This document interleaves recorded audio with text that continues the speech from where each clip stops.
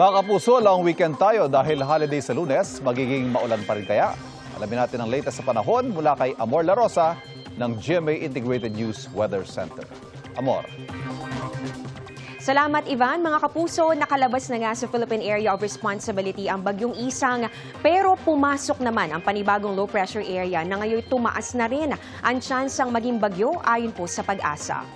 Huling namataan ng Pag-asa ang low pressure area sa layong 930 kilometers silangan po yan ng Southern Mindanao. Nasa high o mataas na po yung posibilidad nito na maging bagyo sa susunod na 24 oras. At kung matuloy ay papangalanan po na Bagyong Jacinto. Ayon po sa Pag-asa, posibleng kumilos po ito papalapit dito po yan sa may northeastern Mindanao sa mga susunod na oras o bukas. Saka po lalapit yan dito sa may eastern Visayas o kaya naman po dito sa bahagi po ng Bicol Region sa mga susunod na araw.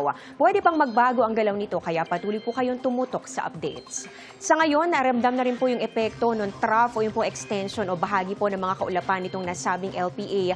Dito yan sa ilang bahagi ng Visayas at ng Mindanao. Kasabay rin po ng patuloy na pag-iral ng southwest monsoon o yung hanging habagat at makakaapekto po yan sa ilang bahagi pa rin ng Pilipinas.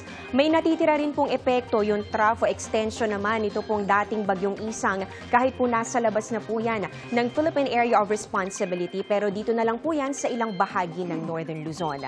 Base po sa datos ng Metro Weather, umaga po bukas, wala pa naman gaano mga pag-ulan sa halos buong bansa. Maliban po dito sa western sections po ng Luzon, ganoon din dito sa may eastern Visayas, pati na rin po sa Northern Mindanao, Caraga at Davao Region.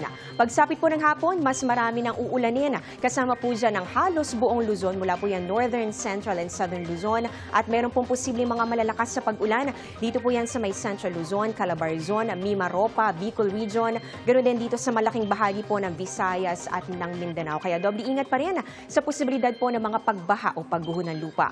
May tsansa pa rin po ng ulan sa ilang lungsod, dito po yan sa Metro Manila, lalo na po yan bandang tanghali at ganoon din sa hapon.